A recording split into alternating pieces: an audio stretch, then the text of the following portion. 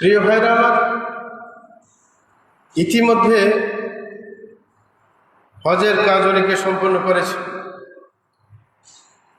প্রত্যেক এলাকায় কিছু মানুষ হজে গিয়েছেন, অনেকে হজের আকাঙ্ক্ষা করেছেন কিন্তু যেতে পারেননি, সামনে যাওয়ার পরিকল্পনা করছেন। কিন্তু যারা হজ করতে পারেনি তারা যে হজের সওয়াব পাচ্ছে না বা পাওয়ার কোনো সুযোগ নেই, ব্যাপারটা তেমন না। কারণ শরীয়তে এমন ব্যবস্থা রয়েছে, যাদের উপর হজ ফরজ তারা তো হজ করবেনই, কিন্তু যাদের উপর হজ ফরজ হয়নি তারাও এমন কিছু আমল রয়েছে যেগুলো আঁকড়ে ধরলে হজের সওয়াব প্রতিদিনই পাওয়া সম্ভব। আজকে আমাদের আলোচনা সেটা নিয়ে। এমন কিছু বিষয় রয়েছে যেগুলো যদি আমরা দৈনন্দিন খেয়াল রাখি প্রত্যেক দিনে আমরা হজের সওয়াব পাব। তার মধ্যে একটি হচ্ছে যে আমরা যদি হজ করার সত্যিকারের নিয়ত আমাদের থাকে এবং আমাদের প্রতিজ্ঞা থাকে এবং সেই জন্য আমরা ব্যবস্থা গ্রহণ করি একটু একটু করে, তাহলে আমাদেরকে হজের না করলেও হজের সওয়াব দেওয়া হয়। হযরত জাবের রাদিয়াল্লাহু আনহু থেকে বর্ণিত, তিনি বলেন যে কুন্না মা'আন নবী সাল্লাল্লাহু আলাইহি ওয়াসাল্লাম ফি গাযাত, যে আমরা রাসূল আকরাম সাল্লাল্লাহু আলাইহি ওয়াসাল্লামের সাথে একটি যুদ্ধে ছিলাম। তখন তিনি বলতেছিলেন ইন্না বিল মাদিনাতি রিজালা, যে মদিনাতে এমন কিছু মানুষ রয়েছে, মাসিরতুম মাসিরান ওয়ালা কাতাতুম ওয়াদিয়া, যে তোমরা যেই পথে যাও না কেন, যেই উপত্যকা অতিক্রম করো না কেন,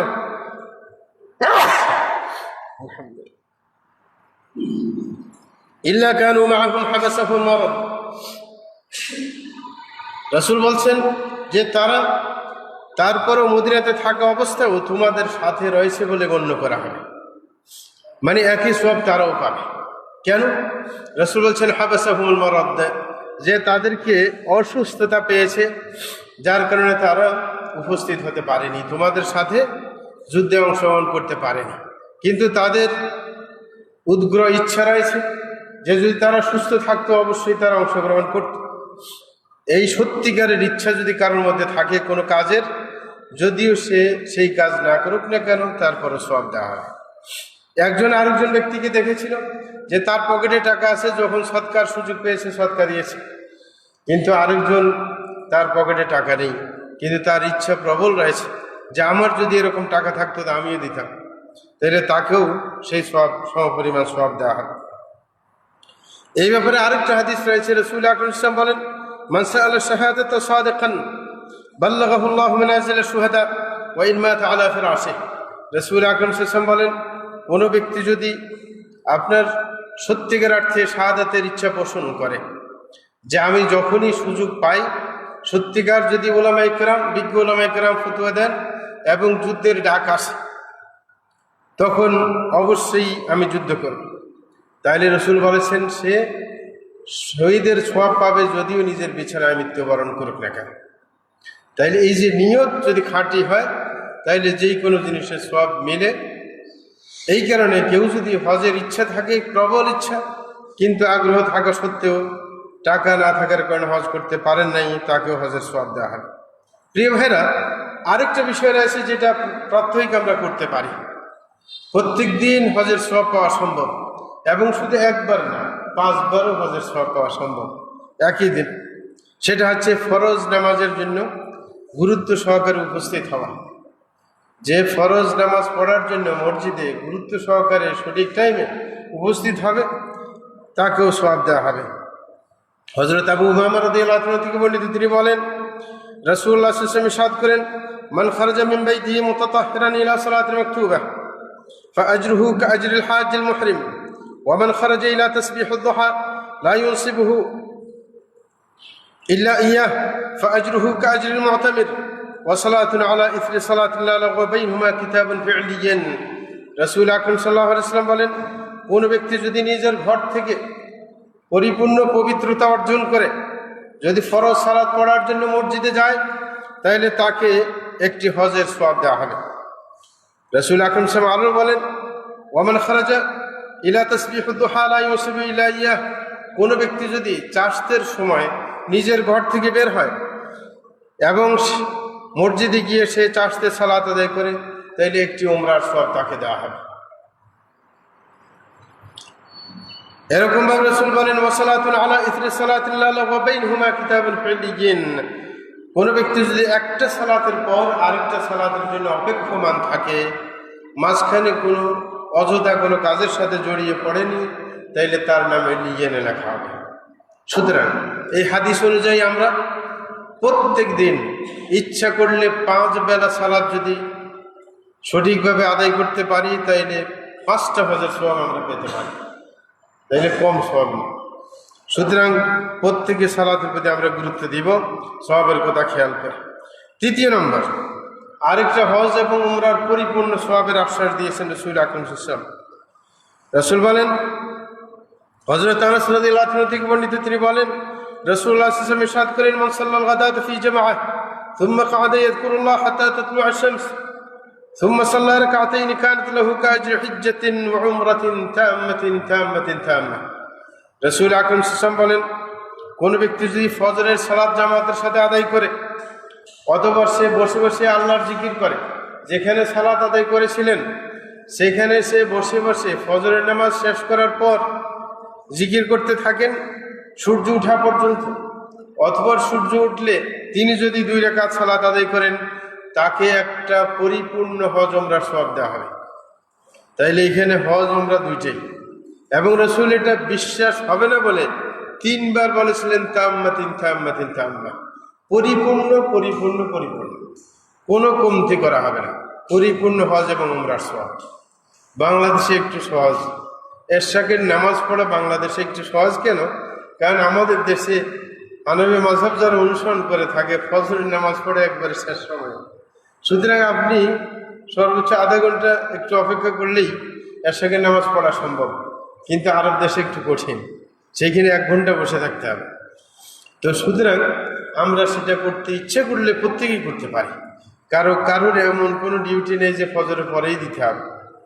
হ্যাঁ, সুতরাং একটু কষ্ট করলেই হয়, আধা ঘন্টা একটু কষ্ট করলে আপনার কেউ 1 পারাও কোরআন পড়তে পারে যাদের গতি ভালো, আর যদি গতি কম হয় কমপক্ষে আধা পারা পড়তে পারবে, তাহলে কোরআন পড়ার সওয়াবটাও মিলে গেল, সাথে সাথে হজ উমরার সওয়াবটাও মিলে গেল। সুতরাং এই চেষ্টাটা যদি অন্যদিন কষ্ট হয়, তারপরেও যেই দিন ডিউটি না থাকে শুক্রবারে ইচ্ছা করলে সেটা করা সম্ভব, কারণ শুক্রবারে অধিকাংশ মানুষের ডিউটি থাকে না। প্রিয় ভাইরা, আরেকটি পন্থা রয়েছে যেটা হজ করার সওয়াব, সেটাও টাকাওয়ালাদের জন্য। হযরত ইবনে আব্বাস রাদিয়াল্লাহু আনহু থেকে বর্ণিত, তিনি বলেন যে রাসূল আকরাম সাল্লাল্লাহু আলাইহি ওয়াসাল্লাম একবার এক আনসারী মহিলা যার নাম ছিল উম্মে সিনান, তাকে বলেছিলেন, মা মানআকি আন তাকুনি হাজাজতি মা'ানা, যে তুমি কেন আমাদের সাথে হজ করতে গেলে না? মানে রাসূল যে বছর হজ করলেন 10ম হিজরি সনে, 9ম হিজরি সনে হজ ফরজ হয়েছে, কিন্তু রাসূল আকরাম সাল্লাল্লাহু আলাইহি ওয়াসাল্লাম যাননি। হযরত আবু বকর রাদিয়াল্লাহু আনহুকে পাঠিয়েছিলেন, কিন্তু পরের বছর তিনি নিজেই গিয়েছিলেন। হজ করে ফিরে আসার পর আনসারী মহিলাকে বললেন, উম্মে সিনানকে বললেন, তুমি আমাদের সাথে হজ করতে গেলে না কেন? তখন তিনি বললেন, নাদিহানি লি আবি ফুলান হাজ্জাহু ওয়া ইবনুহু আলা আহাদিহিমা ওয়া কানা আল-আখিরু ইয়াসকি আলাইহি গুলামুনা। তিনি বলছেন যে আমার তো 2টা উট আছে, 2টা উটের একটি নিয়ে ছেলে এবং ছেলের বাপ চলে গেছে হজ করার জন্য আপনার সাথে, আরেকটা উট আছে সেটাতে আমাদের মানে আয়ের উৎস, সেটা দিয়ে আমাদের যে গোলামটা আছে গোলামের সেটার পিঠে করে পানি নিয়ে খেজুর গাছের গোড়ায় পানি দেয় টাকার বিনিময়ে। সুতরাং এটা আয়ের উৎস, এই কারণে যদি আমরা দুটোটা নিয়েই চলে যাই তাহলে তো আয়ের পথ বন্ধ হয়ে যাবে। এই কারণে আমার হজ করা আর হয়নি। রাসূল আকরাম সাল্লাল্লাহু আলাইহি ওয়াসাল্লাম বললেন, আল উমরাতু ফি রমাদান তাকদি হিজ্জাতান ওয়া হিজ্জাতান মা'i। রাসূল বললেন, যখন রমজান চলে আসবে তখন তুমি রমজানে একটা উমরা করার চেষ্টা করবে, তাইলে আমার সাথে হজ করার সওয়াব পাবে। সুতরাং এটা আরেকটা সুবিধা। অনেকে হজ করার টাকা বেশি, কমপক্ষে 1 লাখ 1.5 লাখ দিয়ে যদি একটা উমরা করতে পারে, ওই সময় আপনার ইবাদতের মৌসুম, সুতরাং সেই সময় উমরাটা করলে এই হজের সওয়াব মিলবে ইনশাআল্লাহ। প্রিয় ভাইরা, আরেকটি ব্যাপার সেটা হচ্ছে আরো সহজ, যেটা করা একেবারে সহজ, সেটা হচ্ছে মৌখিক জিকির। প্রত্যেক ফরজ নামাজের পরে নির্দিষ্ট জিকির করা, সেটা করতে পারলে হজের সওয়াব পাওয়া যাবে।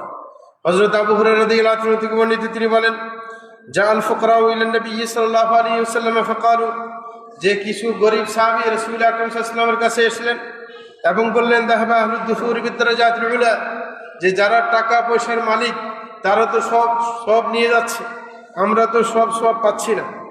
বলে ওয়ান্নাঈমুল মুকিম, তারা স্থায়ী নিয়ামতের বন্দোবস্ত করে ফেলছে দুনিয়াতে থেকে, কারণ টাকা দিয়ে অনেক সদকা খেরাত করছে, জান্নাতের ঠিকানা বানিয়ে নিচ্ছে, সুতরাং আমরা তো পারছি না। বলে জি ইউসাল্লুনা কামা নুসাল্লি, তাদের তো টাকা আছেই, পাশাপাশি তারা সালাত আদায় করে আমরা যেভাবে সালাত আদায় করি। ওয়া ইয়াসুমুনা কামা নাসুম, এবং তারা সিয়াম পালন করে আমরা যেভাবে সিয়াম পালন করি। ওয়ালাহুম ফাদলুম মিন আমওয়ালিল্লাহ, এবং তাদের বাড়তি টাকা রয়েছে, এই টাকা থাকার কারণে বাড়তি কিছু কাজ করে যেটা আমরা করতে পারি না। সেটা কি? ইয়াহুজ্জুন বিহা ওয়া ইয়াতামিরুন, যে তাদের টাকা থাকার কারণে তারা হজ করে, উমরা করে। ওয়া ইয়াজাহিদুন ওয়া ইয়াতাসাদ্দাকুন, তাদের টাকা থাকার কারণে তারা জিহাদ করার সুযোগ পায় এবং সদকা করার সুযোগ পায়, কিন্তু আমরা তো পাচ্ছি না। তাইলে আমাদের কি হবে? যে আমরা কি পিছনে পড়ে থাকবো? সুতরাং তাদের আকাঙ্ক্ষা। রাসূল বললেন আলা উহাদ্দিসুকুম বিআমরিন ইন আখাযতুম বিহি আদরাকতুম মান সাবাকাকুম ওয়া লাম ইউদরিককুম আহাদুন বা'দাকুম।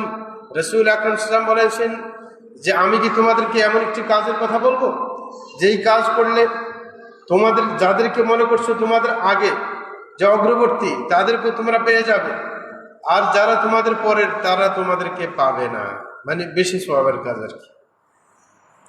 রাসূল বললেন ওয়া কুনতুম খায়রা মান আনতুম বাইনা যাহরানাইহি, এবং তোমরা যুগের শ্রেষ্ঠ হিসেবে প্রমাণিত হবে যদি তোমরা এই কাজটা করতে পারো। বলছে ইল্লা মান আমিলা ক্বাবলা মিথলা, তবে তোমাদের মতো যদি অন্যরাও এই কাজ করে তাহলে তো তারাও সওয়াব পাবে, অসুবিধা নেই। কি কাজ? একবারে সহজ কাজ। বলছে তুসাব্বিহুনা ওয়া তাহমাদুনা ওয়া তুকাব্বিরুনা খালফা কুল্লি সালাতিন 33, যে তোমরা প্রত্যেক ফরজ নামাজের পরে 33 বার সুবহানাল্লাহ বলবে, 33 বার আলহামদুলিল্লাহ বলবে, 33 বার আল্লাহু আকবার বলবে, তারপরে লা ইলাহা ইল্লাল্লাহু ওয়াহদাহু লা শারীকা লাহু লাহুল মুলকু ওয়া লাহুল হামদু ওয়া হুয়া আলা কুল্লি শাইইন কাদির। এটা যখন বলবে তাহলে ওদের সওয়াব পেয়ে যাবে, ওরা যে সদকা করে সেটা সওয়াব মিলবে, ওদের জিহাদের সওয়াব মিলবে, ওদের হজের সওয়াব মিলবে, ওদের উমরার সওয়াব মিলবে, সবই মিলে যাবে। মানে কাজটা কিন্তু বেশি না, কাজটা কিন্তু হালকা কাজ। তখন এরা খুশি হয়ে চলে আসলো, কিন্তু কয়েকদিন পরে আবার এদের মাথায় আসলো যে অন্য যারা ধনী সাহাবী তাদের কানে চলে গেল যে গরিবরা রাসূলের কাছে গেছে, যাওয়ার পরে রাসূল একটা পলিসি বললেন। এখন এরা শুনি এরা আমল শুরু করে দিছে, ওদের তো মন খারাপ হয়ে গেছে যে এরা তো তাইলে তো আবার মানে সামনেই থাকে গেল, এদেরকে তো আর ধরা গেল না। তখন আবার রাসূলের কাছে তারা আসলেন দ্বিতীয়বার, যে তখন তারা নালিশ করলেন যে সামিআ ইখওয়ানুনা আহলুল আমওয়াল বিমা ফাআলনা ফাফআলু মিথলা, বলে যে আপনি যে পলিসি শিক্ষা দিলেন আমাদের ধনী ভাইয়েরা তো খবর পেয়ে গেল, এখন তারা তো আমাদের মতো কাজ করে, সুতরাং তো তাদেরকে তো আর পাওয়া গেল না, তারা তো সামনেই থেকে গেল। তখন রাসূল বললেন যাকা ফাদলুল্লাহ ইউতি মান ইয়াশা, বলে যে এটা হচ্ছে আল্লাহর অনুগ্রহ, যে নিতে পারে সে নেবে, এখানে তো করার কিছু নেই। কিন্তু খুশির বিষয় হচ্ছে যে আমাদের যুগে এটা নিয়ে টেনশন নেই, কারণ রাসূল আকরাম সাল্লাল্লাহু আলাইহি ওয়াসাল্লামের যুগে ধনীরাও কিন্তু আমলে অগ্রসর ছিলেন, কিন্তু বর্তমান দুনিয়াতে আপনার ধনীরা কিন্তু আমলে পিছপা। সুতরাং আমাদের এত টেনশন করতে হবে না যে তারা আমাদের অনেক আগে চলে যাবে, না, আমরা তাদেরকে পিছিয়ে দিতে পারবো ইনশাআল্লাহ। সুতরাং আমরা সঠিকভাবে আমল করি, সেটাই করা আমাদের উচিত। প্রিয় ভাইরা আমার, 6 নম্বর আরেকটি কাজ রয়েছে যেটা জুমার দিনে অর্জন করা যায়, হজের সওয়াব। হযরত সাহেল ইবনে সাদ আস-সাঈদী রাদিয়াল্লাহু তাআলা থেকে বর্ণিত, তিনি বলেন যে রাসূল আকরাম সাল্লাল্লাহু আলাইহি ওয়াসাল্লাম ইরশাদ করেন ইন্না লাকুম ফি কুল্লি জুমআতিন হিজ্জাতান ওয়া উমরাহ, যে তোমরা ইচ্ছা করলে প্রত্যেক জুমার দিনে একটা হজের সওয়াব একটা উমরার সওয়াব পেতে পারো। সেটা কি ধরনের? বলে যে ফাল হিজ্জাতু আল হাজিরু লিল জুমআহ, যে হজের সওয়াব পাইবে যদি দ্রুত মসজিদে আসো, যখন রৌদ্র প্রখর থাকে দুপুর বেলায়, তখন এই সময় জুমার জন্য মসজিদে উপস্থিত হইলে হজের সওয়াব পাওয়া যাবে। চমৎকার।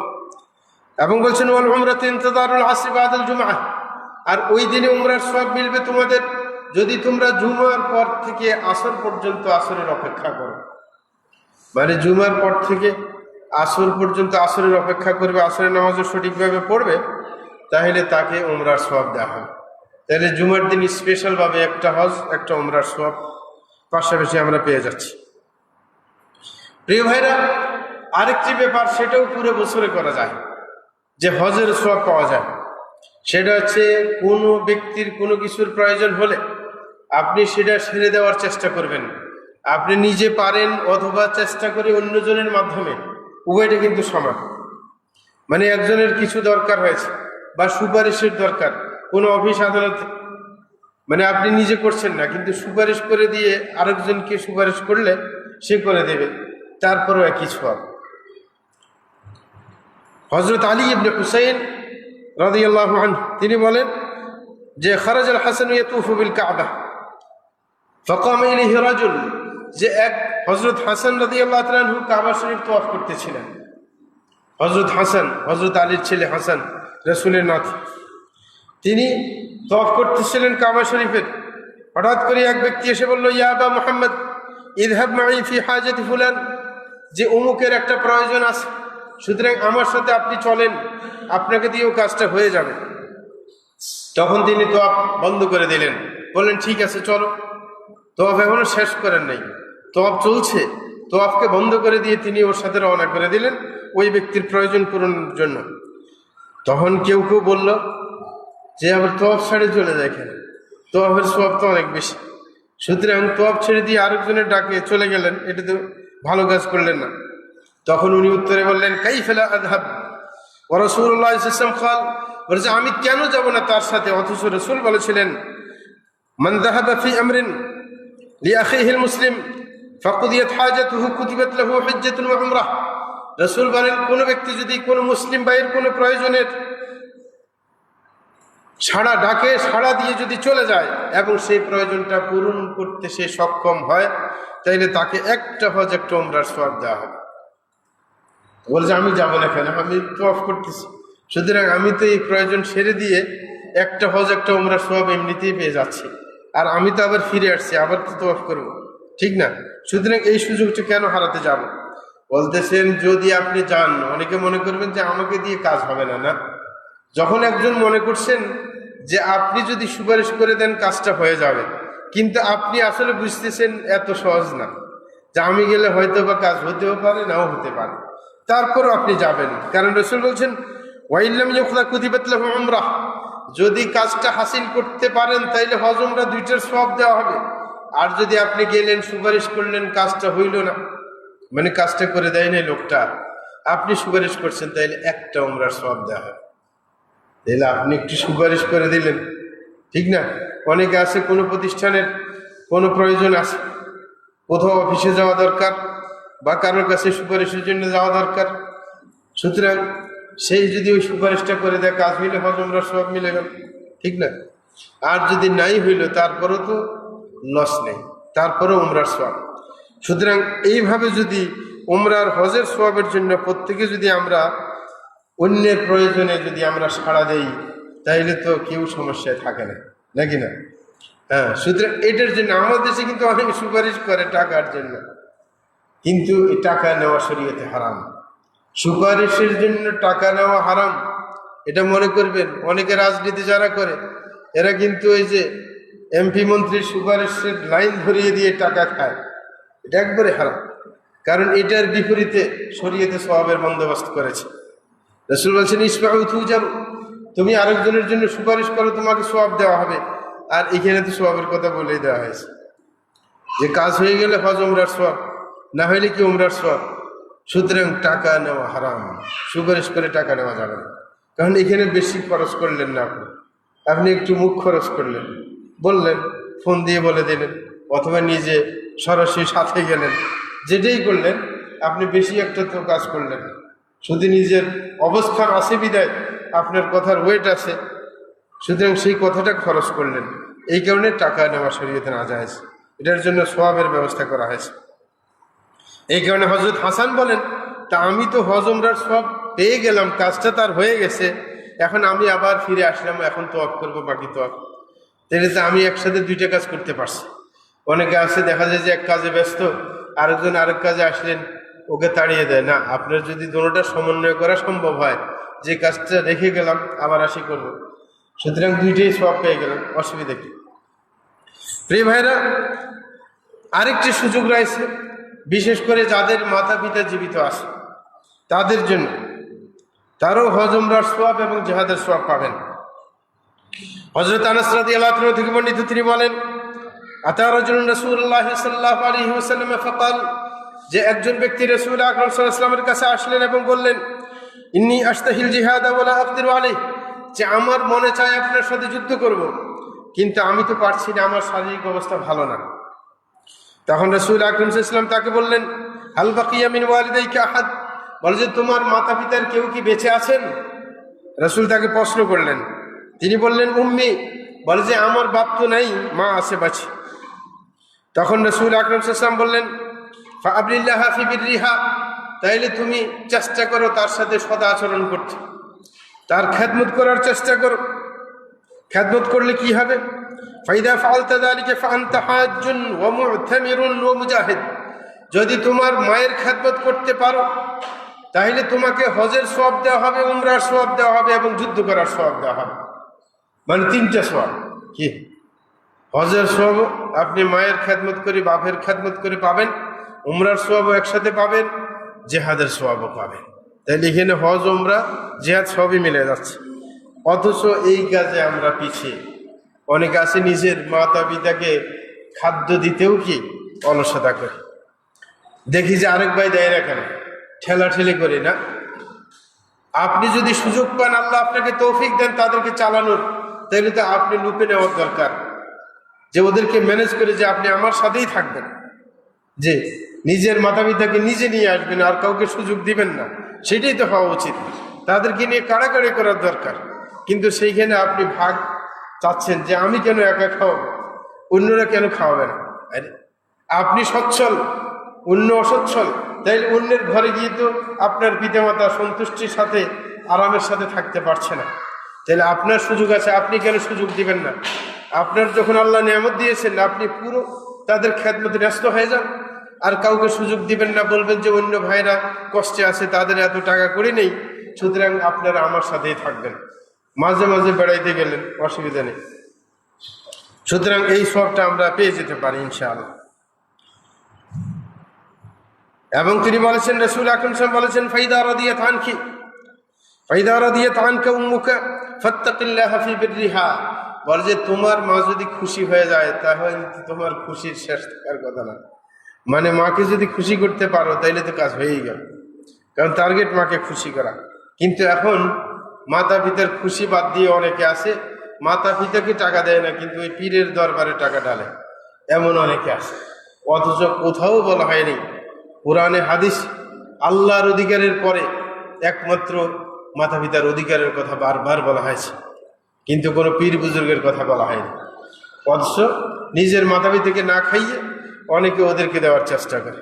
না, সেটা করা কখনো উচিত নয়। আস্তাগফিরুল্লাহ লি ওয়া লাকুম ওয়া লিসাইরিল মুসলিমিন ইন্নাহু হুয়াল গফুরুর রহিম।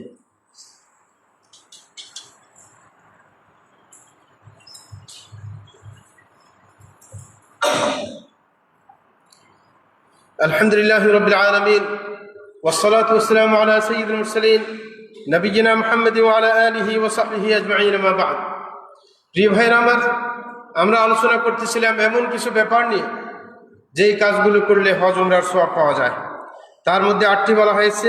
9 নম্বর হচ্ছে যেটা আমরা ক্ষণে ক্ষণে সেই কাজটা করতে পারি, সেটা হচ্ছে কোথাও কোরআন হাদিসের আলোচনা চললে সেখানে উপস্থিত হওয়া।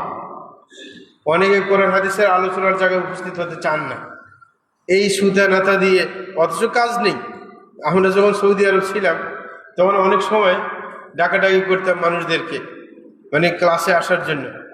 করতে গেলে দেখা যায় যে কি করে, যখন আপনার যাওয়া হয় ডাকার জন্য, বলে যে টাইম নেই, তো আবার অন্য সময় গেলে দেখা যায় যে ক্যারাম বোর্ড খেলে।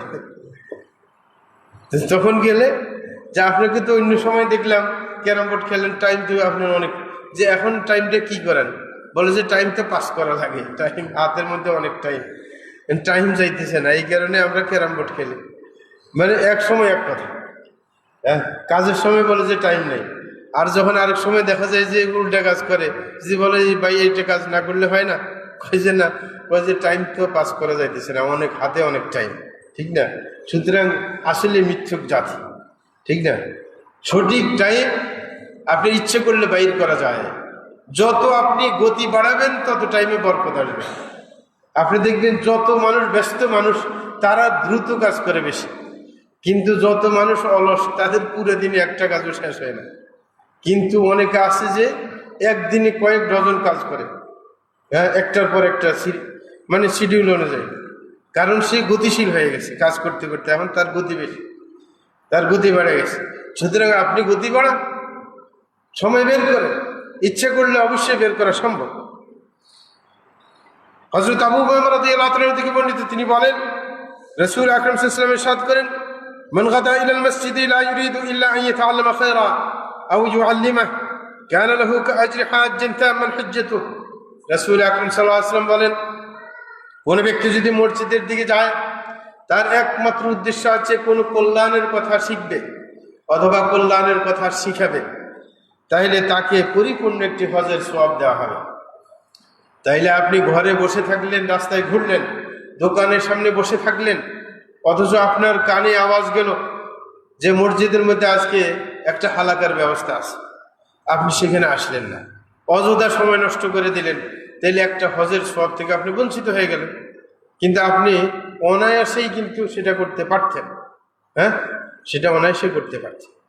আমার যখন এই হাদিসের কথা মনে ওঠে, তখন আরেকটা ঘটনার কথা মনে ওঠে। একবার সৌদি আরবের রিয়াদে যখন আমি ছিলাম, এক সৌদি ফোন করলো যে অমুক জায়গায় অনেকগুলো বাঙালি আছে, এক মসজিদে সালাত আদায় করে, বলে যে ওই মসজিদে আসবে এখানে আলোচনার জন্য। তা আসলাম, আসার পরে সালাত যখন শেষ হয়ে গেছে, আলোচনা শুরু করলাম বাঙালিদের উদ্দেশ্যে বাংলাতে। তখন দেখলাম যে এক বুড়ো লোক, সে কিন্তু বসে আছে, মানে আলোচনা শুনতেছে। মাঝে মাঝে যখন হাদিসের এবং কোরআনের রেফারেন্স দেই তখন তো এ বুঝে, মাথা নাড়ে, কিন্তু বসে আছে। ওর ছেলে এসে বুড়ো লোকটাকে শুধু মানে চাপাচাপি করে উঠে যাওয়ার জন্য ও বলতেছে, কয় যে তুই বাঙালির কি ওয়াজ শোনাস, তুই কি বুঝোস, বাংলা বুঝোস, হ্যাঁ? ওরে বারবার বিরক্ত করে, ওকে তাড়াই দেয় যে না আমি শুনবো। মানে এরকম করতে করতে যখন আলোচনা শেষ হয়ে গেল, তো আরব দেশে আলেমদেরকে সম্মান করে, ওদের সিস্টেমে এটা। মানে সে আসলো আমার কাছে, আসে সালাম দিল, তারপরে মাথার মধ্যে চুম্বো দিল, তারপরে আপনার কিছু হাদিয়ে দিল, তারপরে বললো যে ওই যে আমার ছেলেটা যে আমাকে বারবার বিরক্ত করতেছিল, তুই দেখলি তোর একটু বিরক্তি লাগছিল, আমাকে ক্ষমা করে দিবি, কারণ তোর ঝামেলা হয়েছিল, কারণ চোখের সামনে মানে আরেকজনে বিরক্ত করতেছে আরেকজনকে, এটা তো যিনি আলোচনা করেন তার ব্যাঘাত ঘটে না। ক্ষমা চাইলেন আর বললেন যে সে এই কারণে আমাকে বারবার বলছিল যে তুই তো বাংলা বুঝোস, তো সুতরাং তোর এখানে বসে বসে শোনার কি মানে আছে? বলে যে আমি লাস্টে তাকে বললাম যে আমি সওয়াবের জন্য বসে আছি, আল্লাহর ক্ষমার জন্য বসে আছি। কারণ কোরআন হাদিসের দার্সে বসলে কি হজের সওয়াব পাওয়া যায়, একটা। দ্বিতীয় নম্বর, যখন কোরআন হাদিসের আলোচনা হয়, তখন আলোচনার শেষে ফেরেশতারা ডাক দিয়ে বলেন, কুমু মাগফুরান লাকুম, তোমরা চলে যাও, তোমাদেরকে ক্ষমা করে দেওয়া হয়েছে। সুতরাং আমি আল্লাহর ক্ষমার জন্য বসে আছি, যে আমি যখন উঠবো আলোচনা শেষে, ফেরেশতারা ডাক দিয়ে বলবে তোমাকে ক্ষমা করে দেওয়া হয়েছে।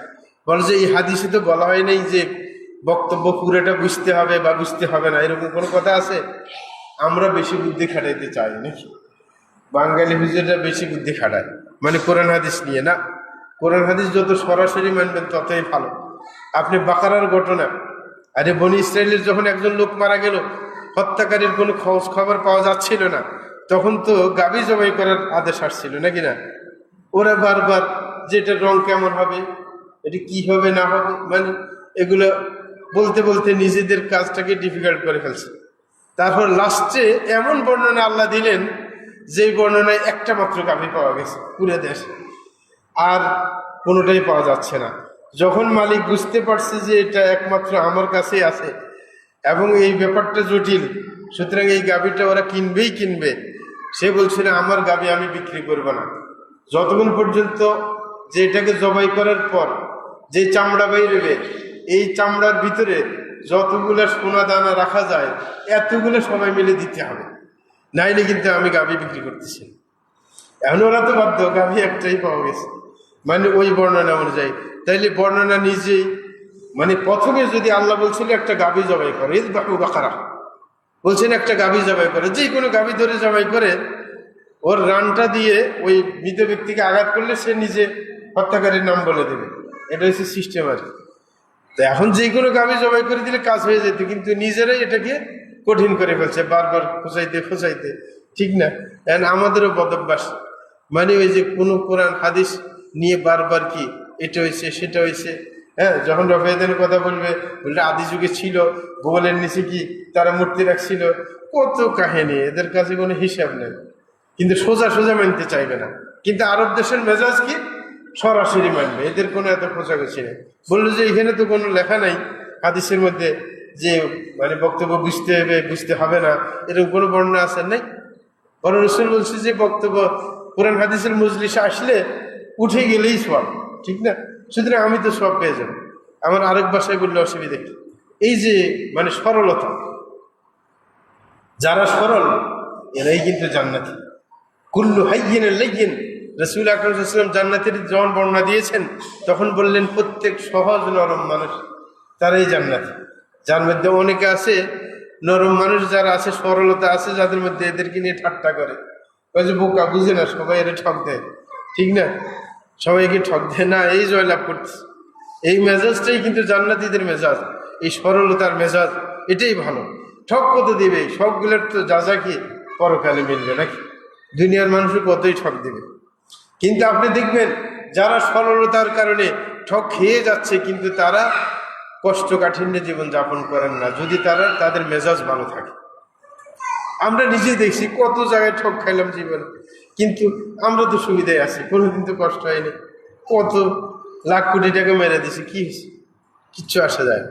আপনি যদি সঠিকভাবে থাকেন, যত লস হইবে আল্লাহ জানে আপনাকে সঠিকভাবে চালাইবেন। আর ওইগুলো তো আছেই বাকি, সেইগুলো তো একদিন মিলবেই, নাকি না? লস তো নাই, কোনো লস। সুতরাং সরল জীবন হচ্ছে সবচাইতে ভালো। প্রিয় ভাইরা, পুরুষদের তো অনেক কিছুই বললাম, মহিলাদের জন্য, আমাদের মা বোনদের জন্য একটা বিশেষ হজের সওয়াব পাওয়ার ব্যবস্থা। সেটা হচ্ছে নিজের স্বামীর সঠিকভাবে খেদমত করা, সর্বদা স্বামীর সন্তুষ্টি কামনা করা। এটা করলে শুধু হজ না, স্বামী যত সওয়াব কামাইবে সব সওয়াব পাবে। মানে একজন স্বামী যত সওয়াবের কাজ করবে সকল সওয়াবের সমপরিমাণ সওয়াব পাবে যদি স্বামীর সঠিক খেদমত করা যায়। তাইলে যেই স্বামী বেশি সওয়াবের কাজ করে, যেমন একজন বড় আলেম সবসময় মানুষের কল্যাণে কাজ করে, তার স্ত্রী যদি তার সহযোগী হয়, তাহলে তার সওয়াব তো অভাবই নেই, নাকি? একজন আছে মানুষের কল্যাণকামী, সমাজসেবী। অনেক মানুষ আছে না সাধারণ লোকের মধ্যেও, রাজনীতির সাথে জড়িত, সমাজসেবী, সমাজের সেবা করে, ঘরে বেশি টাইম দিতে পারে না, বাইরে মানুষের কল্যাণে দৌড়ে বেড়ায়। সুতরাং তার স্ত্রীও যদি এরকম তার সন্তুষ্টি কামনা করে, তার সহযোগিতা করে, তার সাথে পেঁচাল না করে। কেন অনেকের স্ত্রী এই জাতীয় হইলে কি আবার এরা বেঁকিয়ে বসে, মানে বলে যে আমি ঘরে একা একা থাকি, তুমি বাইরে থাকো, এরকম।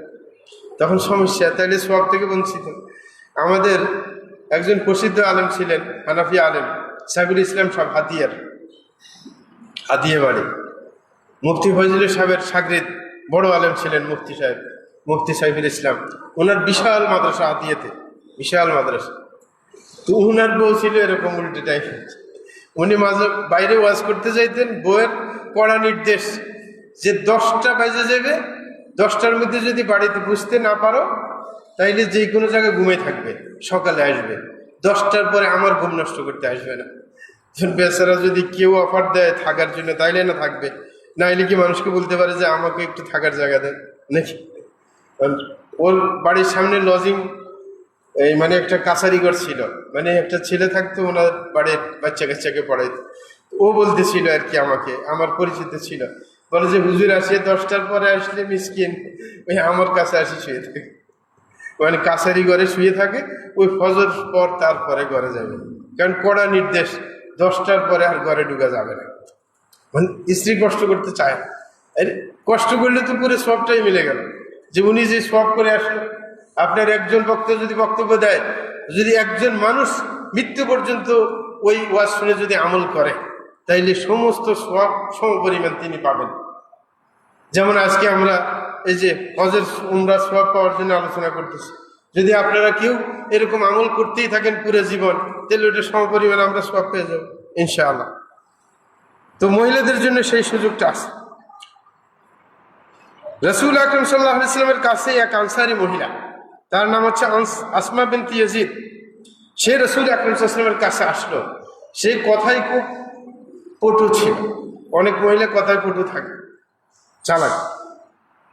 রাসূল আকরাম সাল্লাল্লাহু আলাইহি ওয়াসাল্লামের কাছে এসে বললেন, বিয়াবি আনতা ওয়া উম্মি ইয়া রাসূলুল্লাহ, বলছে হে আল্লাহ রাসূল, আমার মাতা পিতা আপনার জন্য কুরবান হয়ে যাক। বলছে ইন্নী ওয়াফিদাতুন নিসা ইলাইক, বলে যে আমি প্রতিনিধি হিসেবে বিশ্বের যত মহিলা আছে সকল মহিলার প্রতিনিধি হিসাবে, মুখপাত্র হিসাবে আপনার কাছে আসছে কথা বলার জন্য। চালাক মহিলা, মানে কেউ কি এরা পাঠাইছে, মানে নিজে দায়িত্ব নিয়ে আসছে আর কি, কারণ সে জানে যে এই কথা সকল মহিলার, এই কারণে বলতেছে আমি সকল মহিলার পক্ষ থেকে প্রতিনিধি হিসাবে আপনার কাছে আসলাম। বলছে ওয়ালাম নাফসি লাকি ফিদা, বলে যে আর আপনি জেনে রাখেন আমার জীবন আপনার জন্য উৎসর্গ। বলে যে আমার ইন্নাহু মা মিন ইমরাতিন কায়িনাতিন ফি শারকিন ওয়ালা গারব, বলে যে আপনাকে আমি বলছি, বলে যে বিশ্বের পূর্বে পশ্চিমে এবং কি যেই কোনো অঞ্চলের মহিলা হোক না কেন সবার একই কথা কিন্তু। বলে যে সামিআত বিমাখরাজি হাদা ওয়ালান তাসমা ইল্লা ওয়া হিয়া মিথলু রা'য়ি, বলে যে বিশ্বের যে কোনো জায়গায় এখন হোক, কিয়ামত পর্যন্ত হোক, যেই কোনো সময় আসুক, মানে কথার ডিজাইন, যেই কোনো সময় আসুক, সে আমি যে আপনার কাছে আসছি এটা জানুক বা নাই জানুক, মানে এর কথা কিন্তু সবার একই কথা। মানে সে বলতেছে মানে সকল বিশ্বের সকল মহিলার প্রতিনিধি হয়ে আসছে সে, যে কেউ আজকের ঘটনা জানুক না জানুক, কিন্তু আমার এই যে কথা আপনাকে প্রশ্নটা করব, এটা কিন্তু বিশ্বের সকল মহিলার প্রশ্ন।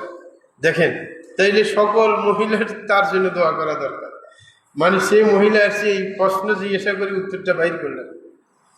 তো সে প্রশ্ন করতেছে এবার, বলছে ইন্নাল্লাহ বাআসাকা বিল হক, বলে যে আল্লাহ আপনাকে সত্য দিন দিয়ে পাঠিয়েছেন, ইলা রিজাল ওয়ান নিসা, যে পুরুষ মহিলা সবার কাছে আপনাকে রাসূল হিসেবে পাঠিয়েছেন আল্লাহ জাল্লা শানহু। বলে যে ফাআমান্না বিক ওয়া বিইলাহিকাল্লাযী আরসালাক, বলে যে আমরা আপনার উপর ঈমান এনেছি এবং যেই আল্লাহ আপনাকে পাঠিয়েছেন তার উপর আমরা ঈমান এনেছি। ওয়া ইন্না মা'শারান নিসা মাহসুরাতুন মাকসুরাত, কিন্তু আমাদের দুর্ভাগ্য যে আমরা কিন্তু ঘরে বন্দী হয়ে থাকি, আমরা বাইরে যেতে পারি না। তাইলে এই হাদিস থেকে কি বোঝা যায়? মহিলাদেরকে বাইরে বাইরে ঘুরের কাজ নাকি ঘরে থাকার কাজ? ঘরে থাকার কাজ। বলে যে আমরা ঘরে আবদ্ধ হয়ে আছি, যে কোনো কাজ করতে পারেন। কাওয়াইদ বুয়ুতিকুম, যে আপনাদের ঘর পাহারা দিচ্ছি আমরা, কিন্তু মানে পুরুষদের আর কি ঘর পাহারা দিচ্ছি। বলে যে মাখলিয়ু শাহওয়াতিকুম, আপনাদের যখন যৌন চাহিদা উঠে এটা পূরণ আমরাই করতেছি। ওয়া হামিলাতু আওলাদিকুম, তারপরে সন্তান আমাদের পেটে আমরা ধারণ করতেছি, কষ্টের পর কষ্ট করে যাচ্ছি। ওয়া ইন্নাকুম মা'আশারার রিজাল, আর এদিকে আপনারা পুরুষ যারা আছেন, ফুদ্দিলতুম আলাইনা বিল জুমআতি ওয়াল জামাআত, অথচ আপনাদেরকে আল্লাহ শ্রেষ্ঠত্ব দিয়েছেন যে আপনারা জুমা পড়ানোর দায়িত্ব আপনারা নিয়েছেন, জামাতে নামাজ পড়ানোর দায়িত্ব আপনারা পাচ্ছেন। তাইলে মহিলা ইমামতি করতে পারেন কি? জুমা পড়া মহিলারা বাধ্য না, জামাত পড়তে গিয়ে মহিলারা বাধ্য না, কিন্তু এইগুলোর শ্রেষ্ঠত্ব আপনাদেরকে আল্লাহ দিয়েছেন, যেগুলোর নেতৃত্ব আপনারা দিচ্ছেন, এই যে বাড়তি সওয়াব পাচ্ছেন। বলেছে ওয়াইয়াদাতুল মারদা, এলাকার মধ্যে কোনো মানুষ অসুস্থ হইলে আপনারা তাকে দেখতে যাইতেছেন, সওয়াব কামাইতেছেন। বলছে ওয়াশুহুদুল জানাইজ, কোনো ব্যক্তি মারা গেলে তার জানাজা উপস্থিত হতে পারছেন, সওয়াব পেয়ে যাচ্ছেন। বলছে ওয়াল হজ্জ বাদাল হজ্জ, কিছুদিন পরে একবার হজ করলেন, আবার হজ করতে যেতে পারছেন, কোনো সমস্যা হচ্ছে না। ওয়া আফদালু মিন যালিকা আল জিহাদু ফি সাবিলিল্লাহ, বলে এর চাইতে আরো শ্রেষ্ঠ কাজ হচ্ছে যুদ্ধের প্রয়োজন হলে আপনারা সবাই যুদ্ধে ঝাঁপিয়ে পড়েন। ওয়া ইন্না রাজুলা মিনকুম ইযা উখরিজা হাজ্জান আও মু'তামিরান আও মুরাবিতান হাফিযনা লাকুমুল আমওয়াল ওয়া গাসালনা লাকুম আথওয়াবা, বলে যে আপনাদের কেউ যদি হজ করতে যান, উমরা করতে যান অথবা যুদ্ধ করতে যান কোথাও, অথবা কোনো বর্ডার ফাড়া দিতে যান, আমরা কিন্তু আপনাদের বাচ্চাগুলো আমাদেরকে লালন করতে হয় এবং আপনাদের জন্য পোশাক পরিচ্ছদ রেডি করতে হয়। ওয়ারাব্বাইনা লাকুম আওলাদাকুম, এবং আপনাদের সন্তানদেরকে লালন পালন করার দায়িত্ব আমাদেরই। সুতরাং সব কাজ তো আমরাই করছি। বলছে তারপরে ফামালানা ফিল আজরি ইয়া রাসূলুল্লাহ, বলছে তাহলে আমাদের কি লাভ, এটা বলেন আমাদের। মানে এতক্ষণ পরে কষ্ট যে সব কিছু আপনারা করতেছেন আর আমরা ঘরে থাকি আপনাদের কাজগুলো করতেছি, কিন্তু আপনারাই সওয়াব পাচ্ছেন, তো আমাদের কি হবে? আমরা কি ফাও ফাও কাজগুলো করে যাচ্ছি ঘরে থেকে থেকে? তখন রাসূল আকরাম সাল্লাল্লাহু আলাইহি ওয়াসাল্লাম এর কথা শুনে আশ্চর্য হয়ে গেলেন। ফালতাফাতান নবী সাল্লাল্লাহু আলাইহি ওয়াসাল্লাম ইলা আসহাবিহি, রাসূল আকরাম সাল্লাল্লাহু আলাইহি ওয়াসাল্লাম সাহাবীদের দিকে তাকাইলেন, একবার পরিপূর্ণ দৃষ্টি দিলেন সাহাবীদের দিকে, দৃষ্টি দিয়ে বললেন, হাল সামি'তুম মাকালাতা ইমরাতিন কাত্তু আহসান মিন মাসআলাতিহা ফি আমরি দীনিহা মিন হাযিহি, বলে যে হে সাহাবা তোমরা শুনো, যে তোমার জীবনে কখনো এমন কোন মহিলাকে দেখছিলে যে এর মতো এত সুন্দর প্রশ্ন করতে পারে? মানে রাসূলের ওর প্রশ্নের ধরন দেখে খুব খুশি লাগছিল, মানে প্রশ্নের ধরনের অন্যরকম। বলছে এর মতো কোনো জীবনে দেখছিলে? ক্বালু ইয়া রাসূলুল্লাহ মা তারান্না আন্না ইমরাআতান তাহতাদি ইলা মিসলি হাদা, বলে যে শুধু আজকে না, এতদিন তো দেখি নাই, ভবিষ্যতে এরকম সুন্দর প্রশ্ন করতে পারবে কেউ, এরকম মনে হচ্ছে না। তখন রাসূল আকরাম সাল্লাল্লাহু আলাইহি ওয়াসাল্লাম তার দিকে তাকাইলেন এবং বললেন, ইনসারিফি আইয়ুহাতুল মারআহ, বলে যে হে মহিলা তুমি আজকে চলে যেতে পারো, এবং তুমি যে যাদের প্রতিনিধি হিসেবে আসছিলে তাদেরকে একটা খবর দিতে পারো। সেটা কি? ওয়ালামি মান খালফাকি মিনান নিসা, এবং পিছনে তুমি এখানে আসলে কিন্তু পিছনে তো অনেক মহিলা আছে যারা আসে নাই, তাদেরকে জানিয়ে দিবে আজীবনের জন্য যে আন্না হুসনা তাবাউলি ইহদাকুন্না লিজাওজিহা ওয়া তালবিহা মারদাতাহ ওয়া ইত্তিবাইহা মুওয়াফাকাতাহ তা'দিলু যালিকা কুল্লাহ। চমৎকার কথা বললেন, বললেন যে তুমি সবাইকে, সকল মহিলাদেরকে জানিয়ে দিবে আজকে থেকে যে যদি কোনো মহিলা তার স্বামীর সাথে সদাচরণ করে এবং সব সময় তার সন্তুষ্টি কামনা করে এবং যেই কোনো ভালো কাজে তার সহযোগিতা করে। অনেকে ভালো কাজ করতে গেলে মহিলা সহযোগিতা করে না। আপনি সৎকা করতে যাবেন, বলবে যে এত টাকা সৎকা করে দাও, তো আমরা খাবো কি? হ্যাঁ, ঠিক না? অনেকে পুরুষকে সৎকা করতে বাধা দেয় যে এত দিয়ে দিলে তো আমরা চলবো কিভাবে, ঠিক না? এরকম না, বরং রাসূল বলছেন যে যদি যেই কোনো ভালো কাজে পুরুষের যদি সহযোগিতা করা যায়, তাইলে পুরুষ তার জীবনে যত সওয়াব করবে সকল সওয়াব সে পাবে। তাইলে সে উমরা করে উমরার সওয়াব পাইবে, সে হজ করে হজের সওয়াব পাইবে, ঠিক না? পুরুষে চলে গেছে হজ করার জন্য, মহিলা ঘরে আছে, তার ফ্যামিলি সামাল দিচ্ছে পুরুষের অনুপস্থিতিতে, সে হজের সওয়াব পেয়ে গেল, ঠিক না? সে অন্য কোনো জায়গায় গেছে কোনো সওয়াবের কাজে, সে ঘরে থাকলো, ওই সওয়াবটা সে পেয়ে গেল, কারণ সে স্বামীর অনুপস্থিতিতে মহিলার দায়িত্ব ঘর সামলানো। এই ঘর সামলানোর কারণে এবং স্বামীর সন্তুষ্টি কামনার কারণে সে সকল সওয়াব পেয়ে যাচ্ছে। তাইলে একসাথে সকল সওয়াব। আগে তো বলছিলাম কি উমরা, হজ, জিহাদ, এখন হচ্ছে এখানের কোনো হিসাব নাই, মানে যত সওয়াব হইতে পারে, সম্ভাব্য যত সওয়াব, সকল সওয়াব কি মিলবে যদি স্বামীরকে আপনার সহযোগিতা করা যায়।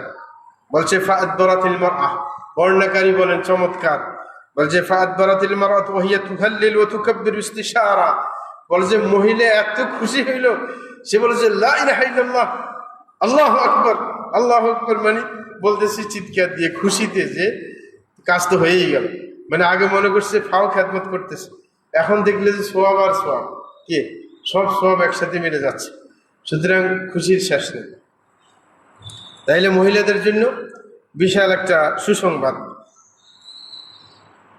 আরেকটা বলে শেষ করব, সেটা হচ্ছে 11 নম্বর হজের সওয়াব পাওয়ার ব্যবস্থা। সেটা হচ্ছে কেউ যদি কারোর টাকা থাকে তাইলে সে আরেকজনের হজের কাজে সহযোগিতা করে হজের সওয়াব পাবে। মানে অনেক মানুষ আছে হজের জন্য লালায়িত, কিন্তু টাকা নাই, কিছু ম্যানেজ হয়েছে, কিছুটা আনাস আছে না, এরকম অনেক। তাহলে আপনি যদি এরকম শুনতে পান যে কেউ আর কিছু টাকা হইলে হজ করতে পারে, কিছু টাকা ওর কাছে আছে, তা আপনি শুনলেন, আপনি একটু সহযোগিতা করলেন, আপনার এই সাপোর্ট দেওয়ার কারণে সে যদি হজ করে, হজের আপনি সমান সওয়াব পেয়ে যান। হ্যাঁ, সেটা আপনার জন্য। এরকম যেই কোনো কাজে আপনি যদি একটু সহযোগিতা করেন, একটা ছেলে পড়তে পারতেছে না, মানে সে বই কিনতে পারে না, ঠিক না, বোর্ডিংয়ে থাকতে চাইতেছে কিন্তু পড়ার খরচ চালাইতে পারে না, কিন্তু আপনি একটু সাপোর্ট দিলেন, তার পিতাকে বললেন ঠিক আছে তুমি একটা ভালো প্রতিষ্ঠান আমি ঠিক করে দিচ্ছি, যে ওইখানে তুমি যা দিতে পারো দিবে, আর বাকি টাকা আমি দেব, তারপরেও ছেলেটাকে ভালো একটা প্রতিষ্ঠানে পড়াও যেন সে যোগ্য আলেম হইতে পারে। আপনি একটু সাপোর্ট দিলেন তাকে, তাইলে আপনি ওর জীবনে যত সওয়াব করবে মৃত্যু পর্যন্ত সকল সওয়াবের সমপরিমাণ সওয়াব আপনি পাবেন একটু সাপোর্টের কারণে। সুতরাং এইভাবে যেই কোনো ব্যক্তি সওয়াব কামাইতে পারে। হযরত আব্দুল্লাহ ইবনে আমর ইবনে আস রাদিয়াল্লাহু আনহু থেকে বর্ণিত, তিনি বলেন যে তার পিতা কাফের ছিলেন, কাফের অবস্থায় মারা গিয়েছিলেন।